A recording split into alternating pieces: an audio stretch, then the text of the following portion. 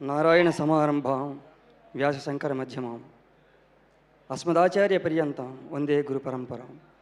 గురువుకు సంబంధించింది కనుక గురుస్వామిది కనుక అనాదిగా గురువులు పరంపర సాగుతూ ఉంది, అలా తీసుకొస్తుంది. 18 సార్లు వేస్తే 18 అని పేరుతో గురుస్వామి అవుతారన్నట్టు ఆ గురువు నడిపిస్తూ ఉంది. ఆ గురుతర బాధ్యత తీసుకుని ముందుకు నడిపించకపోతే ఈరోజు మనకి వేదికలు లేవు, వినియోగాలు లేవు, వినోదాలు లేవు, విద్య లేదు. ఎక్కడో చోట అమ్మ నుంచి గురువు దాకా రకరకాల విద్యలు. అలా గురుస్వామిగా భావన చేస్తే అన్నయ్య సాయన 18 సార్లు పైగా చేసి ఉంటారు. ఆయనకి గురువుగా భావన చేయొచ్చు ఈ సమయాన. ఆయన మానసిక స్వభావం ఎలా ఉంటుందో దగ్గరగా ఎరిగిన వాళ్ళకి బాగా అర్థమవుతుంది. నా బోటివాడు వచ్చేదో వేషం చేస్తుంటే చేసి వెళ్ళిపోతూ ఉంటే శివసార దగ్గర తీసుకొచ్చి మనోడు పద్యం పాడతాడు, ఇప్పుడు విన్నారా అని, ఇలా ఏ మనిషిలోని ఏదన్నా ఉంటే తీసుకెళ్ళి పరిచయం చేసి మనం చేస్తూ ఉంటే ఆయన లేకపోతే ఆయన పిల్లలు చేస్తుంటే మనం అలా మురిసిపోయి ముసిముసి నవ్వులు అవుతూ ఉన్నట్టు ఆయన అక్కడెక్కడో ఉండి మురిసిపోతూ ఉండే సుగుణం ఆయనది. ప్రపంచంలో పెద్ద పెద్దలు మాట్లాడుతూ ఉంటారు ఆయన అజాత శత్రువు అని. బహుశా ఇలాంటి గుణాలే మిమ్మల్ని అలా నిలబెట్టేయమనయ్య. మా బోటి వారికి అది ఉపదేశం కింద పనికొస్తుందేమో. ఇది చాలా ఉంది పెద్ద పెద్ద వాళ్ళది, అంత ఏం చెప్పగలుగుతాం, తక్కువది గజగజగా దునుకుతున్నాయి చేతులు ఎక్కినప్పుడు, సమయం తక్కువ అంటారు. ఇలా నేను ఆ తక్కువ సమయంలో పరిధిలో పరిచయమైన వారితో 2-3 మొక్కల్లో అంటే విష్ణు శర్మ గారు. ఆయన గురించి నేను చెప్పేది ఏమి లేదు, నాకు అంతగా పెద్దగా తెలియదు. సినిమాల గురించి ఏం మాట్లాడతా, వేషం చేసిన వాడిని. నేను నాటకాలు ఆడుతున్నప్పుడు గురుగాథ చదువుకున్నప్పుడు విష్ణు శర్మ ఇంగ్లీష్ చదువు అని ఒక నాటకం ఉండేది. ఆయన పేరు వినగానే అదే నాకు గుర్తుకొచ్చేది. మీరు ఆ రూపాన్ని నాకు గుర్తుండిపోయినారు సార్.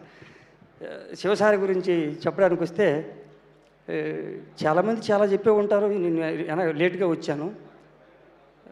కిషోర్ గారి గురించి, సురభి ప్రభ గారి గురించి, అందులో నా గురించి ఒకసారి ఆయన చెప్పారంట.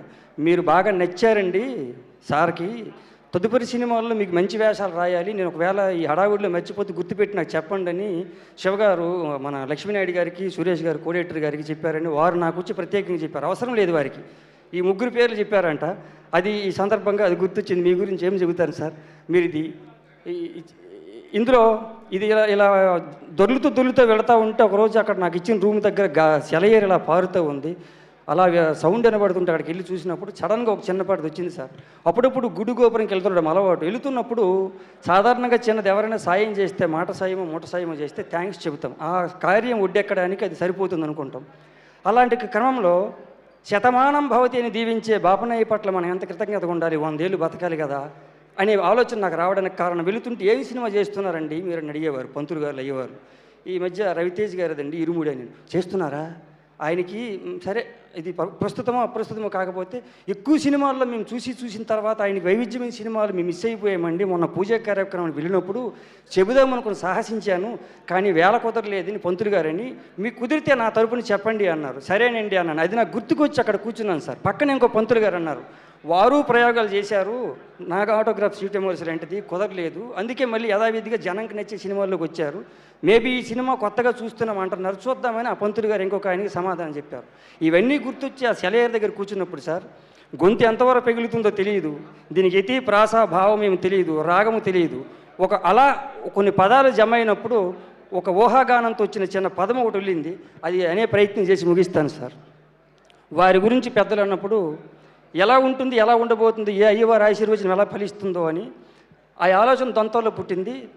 రవితేజమలరగా కమనీయ గమనీయ చిత్రమై మెరవగా, రవితేజమలరగా కమనీయ గమనీయ చిత్రమై మెరవగా. ఇక్కడ కొన్ని చోట్ల తిరుగుతున్నప్పుడు కొంతమంది పెద్దోళ్ళు, రకరకాల వాళ్ళు, సంస్థ మంచిది, పైసలు భాగిస్తారు, ఫుడ్ బాగా పెడతారు అని చెప్పేవారు సార్. విన్నాను, నేను తక్కువ కంపెనీలతో పనిచేశాను సార్. అలాంటి పేరు విన్నప్పుడు సడన్గా వారు మదిలోకి వచ్చారు.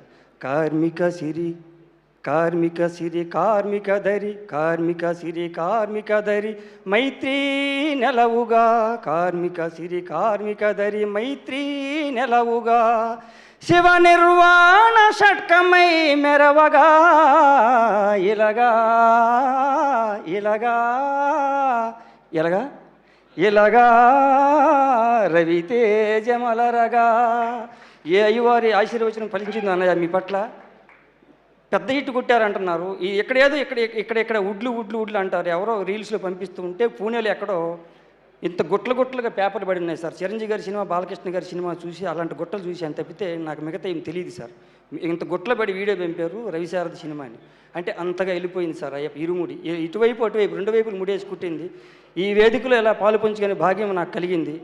మీ అందరికీ నాకు ఇంత డబ్బులు ఇచ్చి, ఇంత వేషం రాసినందుకు, డబ్బులు ఇచ్చినందుకు, ఇంత పెట్టినందుకు, ఇలా చూపిస్తున్నందుకు, నారదముని ఆ అంశతో కొనసాగుతున్న మీడియా వారికి అందరికీ కృతజ్ఞతలు తెలుపుతూ మరొకసారి విజయోత్సవ వేడుకలు పాల్గొనే భాగ్యం నాకు కలిగినందుకు భగవంతుని శిరస్సు ఉంచి నమస్కరిస్తున్నట్టు భావన చేస్తూ సెలవండి.